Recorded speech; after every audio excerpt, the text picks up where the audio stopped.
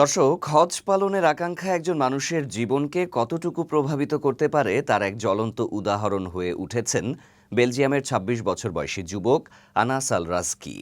জীবনের বহুদিনের স্বপ্ন পবিত্র কাবা শরীফের সামনে দাঁড়িয়ে হজ পালন করা।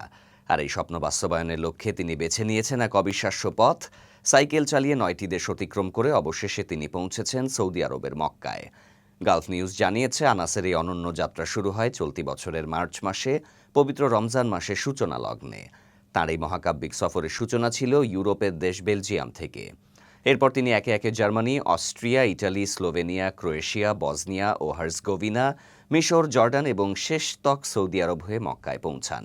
প্রায় কয়েক হাজার কিলোমিটার দীর্ঘ এই যাত্রায় তাকে পাড়ি দিতে হয়েছে উঁচু নিচু পাহাড়ি পথ, ভিন্ন দেশের কঠিন সীমান্ত প্রক্রিয়া, বৈচিত্র্যপূর্ণ আবহাওয়া এবং নানা প্রতিকূলতা। তবে এগুলো কোনো কিছুই তাকে দমিয়ে রাখতে পারেনি, বরং যাত্রাপথে মানুষের ভালোবাসা, দোয়া এবং আতিথেয়তা তাকে সাহস ও শক্তি জুগিয়েছে। এই সফর কেবল শারীরিক পরিশ্রমের নয়, এটি ছিল এক গভীর আত্মিক ও আধ্যাত্মিক অভিজ্ঞতা যা তাকে আরও দৃঢ় করেছে। সৌদি আরবে প্রবেশের মুহূর্তে তার অনুভূতি ছিল আবেগে পরিপূর্ণ। তিনি সৌদি আরবের রাষ্ট্রীয় টেলিভিশন চ্যানেল আল আখবারিয়াকে বলেন, এই অনুভূতি ভাষায় প্রকাশ করা সত্যিই অসম্ভব। পুরো ব্যাপারটা আমার কাছে স্বপ্নের মতো মনে হচ্ছে। আমি বিশ্বাসই করতে পারছি না যে এখন মক্কার মাটিতে দাঁড়িয়ে আছি। তিনি নিজেকে অত্যন্ত সৌভাগ্যবান মনে করেন এবং আল্লাহর অশেষ কৃপায় এতদূর আসতে পেরেছেন বলে জানান।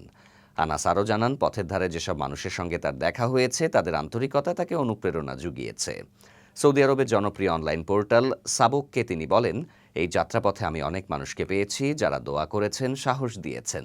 তারা যেন আমার পরিবারের মতোই হয়ে উঠেছিল। আনাসের মতে এই সফর শুধু হজ পালনের জন্য নয়, বরং এটি ছিল এক আত্মিক জাগরণের যাত্রা। আমার বহুদিনের লালিত স্বপ্ন এখন ধীরে ধীরে বাস্তব হয়ে উঠছে, বলতে গিয়ে আবেগ ধরে রাখতে পারেননি তিনি। যাত্রা শেষ প্রান্তে এসে এখন তার একটাই চাওয়া, পবিত্র কাবা শরীফ ছুঁয়ে দেখা। সারা জীবন যেটা কেবল কল্পনায় দেখেছি, এখন সেটাকে নিজের চোখে দেখতে ও ছুঁতে পারবো। এটাই আমার জীবনের সবচেয়ে বড় প্রাপ্তি, বলেন আনাস।